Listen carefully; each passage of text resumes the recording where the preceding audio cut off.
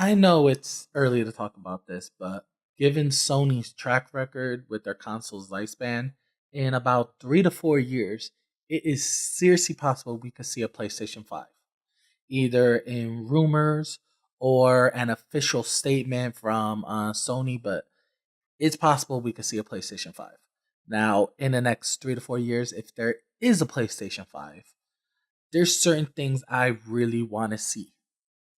Now, coming from a person who has owned every single Sony console to date, I really want to see certain things on it. So let's start us off. One, proper resolution. Now, ever since the days of the PlayStation 3, we've been getting these weird, I guess you could call them upscale-ish type games, whether it's 720p upscales, because certain games didn't even run on 720p. It was at a lower resolution, upscaled to 720p. Majority of games were native 720p, but moving on to the PlayStation 4, we got in more like 900p upscales, 720p upscales. So I really want to see proper resolution from the PlayStation 5 if there is one. The PlayStation 4 Pro, it gave us 4K, but once again, it wasn't true 4K. It was, 1080p upscales and stuff like that. It's still early in the PlayStation 4 Pro's lifespan. We might see native 4K, but I'm seriously doubting it. I'm really hoping that the PlayStation 5 brings proper resolution. None of this upscale crap. If you say it's 1080p, I want it to be 1080p. If it's 4K, I want it to be 4K. Even though it's not misleading, I still want it to have proper resolution. Why? Because proper resolution is important to actually gamers. The second one I want to see, which I really hate to say it, but I gotta say it, a proper VR experience, a proper virtual reality experience. PlayStation VR, honestly, it's not selling. It is like the PlayStation Vita. Great concept, but just poorly executed. I mean, it barely runs on the PlayStation 4, and the PlayStation 4 Pro, it's not even that good. Low resolutions, bad controller experience, and the fact that you need a ton of stuff to make it work, just not good. One of the things that bother a lot of people, including myself, is the fact that the VR headset was physically connected to the console. I mean, the HTC Vive and Samsung's, VR, it is wireless now. So if Sony's going to continue this VR experience, at least make it proper. So make it wireless, better resolution, just overall make the VR, I guess, version 2.0, make it just better in terms. The next one, which is Sony did the right decision by making the PlayStation 4 more like a traditional PC with its hardware and its software. I want to see that continue. No more of this proprietary components, the cell processor. No. Stick with what works. And what works is the fact that console architecture and consoles components are based off of what are the PCs using. So keep it as that. Keep it simple for the developers. Because if it's hard for the developers to make games, they're not going to make games for it. One of the things that made the PS4 a success was the fact that I was reading a lot of these reviews, these early reviews from gaming developers, and they said how easy it was to develop games for it because the hardware was so similar to a PC. Continue that route, Sony. Continue it, and you're going to see success. One thing is the hardware components, the GPU, the CPU, the RAM, the three most vital parts. I'm really not gonna see 8 GB in the future in 3 to 4 years. Even 16 gigabytes in PC now is starting to be like the sweet spot norm. So for the PlayStation 5, I really wanted to see it have at least 16 gigs of RAM. Project Scorpio claims to be 12 gigabytes of RAM.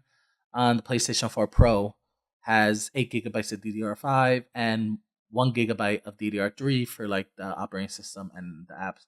So I really want to see that on the PlayStation 5 because what's the use of having the most advanced CPU and the most advanced GPU when the RAM is going to bottleneck it? So good CPU, a good GPU, and of course a fast enough RAM. DDR5, no more this DDR3 like the Xbox One, but proper DDR5, keep it DDR5 or make it DDR6. Maybe in 3 to 4 years we'll get DDR6 memory. So just keep it Simple, good, and fast, and the developers will love it, and it'll be a success. And that's what I really want to see. The next thing, which is, I know it's gonna be hard, but I don't really stream off of the PlayStation. So PlayStation Now and stuff like that I don't really use, but I know some people that do and they say that it's horrible. So I really want to see a more better streaming experience.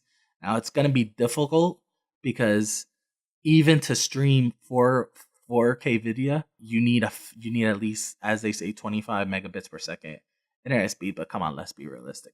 You're gonna need higher than that, especially if you're on like Wi-Fi. If you have other people, using the internet, such and such, 25 megabits per second is ideal if you're like by yourself.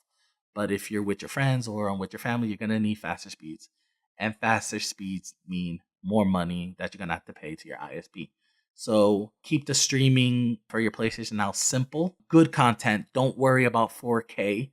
Worry about just getting the games to run on, ideally, on the most common internet speed that's out right now. And then for the elite people, give them more, give them the 4K because they can afford it. But majority of the people won't be able to afford it. So they're gonna have 25 megabit per second internet speed, or maybe 50. Make sure that it's good for the majority, not just for the elite. And I know streaming games not really that popular, but if they can make it, it'll work, especially in backwards compatibility with the PS2 and PS1. If they could get that, I think it's gonna be good. I still want to see optical media. I don't want to go all digital on consoles. Even though on PC, I'm pretty much all digital. But consoles, with stuff like GameStop and stuff like that, I still want to see some form of optical media. I don't want to see completely digital. I do want to see an actual physical drive in there, maybe for 4K Blu-rays or stuff like that. But I really want to see a good optical disc in there. I was pretty surprised that the PlayStation Pro didn't have ultra, Blu-ray disc drive for actually on 4K Blu-ray. So I really want the PlayStation 5 to still embrace optical media, but still take into account I still wanted to develop its digital platform, because at the same time it's like it needs to be the best of both worlds, because not everybody's going to go to digital, not everybody's going to be strictly, disc. So the PlayStation 5 needs to have both, so that way that people could have that diversity, so that way that it could appeal to everybody and not just a certain group. So I still want to see optical media, even though digital downloads are becoming more popular. Because let's be honest, most of the installation is anyway about the size of the actual game. So I'm seeing more digital, but I still want to see optical media. The PlayStation 5, you know what? What made Sony good with the PS2, the PS3, and the PS4 is that you can add more storage. If your 500 gigabyte hard drive is not enough on the PlayStation 4, you could pop that sucker out, put a 2 terabyte in there, easy, no problem. I want to see that easiness to upgrade it. But at the same time, I want to see support for USB and external USB, external HDD and external USB. I want to see that also. I don't just want to see, I could upgrade the hard drive if it's not enough storage. I want other options to expand my storage. I know Sony's doing it with the PlayStation 4 and the PlayStation 4 Pro that they keep on saying they're gonna have it, and I'm just not seeing it. I'm not seeing it good. Also, I want to be able to stream my movies that I back up. My actually Blu-ray movies, I make them into MP4s. I put them on my flash drive and I play them off of my Blu-ray player. I want to see that on the PS4 also. What great thing about the PS3 was the fact I could use it if I wanted to as a home media center, not just a gaming console, but as a home media center. I mean, I'm not saying you should pirate movies and stuff like that, but discs do get scratched, and I'm afraid that they're gonna get scratched. And Blu-ray disc, even though they're cheaper, they still get messed up. So I make a copy, put it to an MP4, play it on my PS4, PS3, whatever, PS5. I want that option. One of the things that hurt the PS4 was the fact that everything was all Sony. Everything had to be all Sony. I don't want that.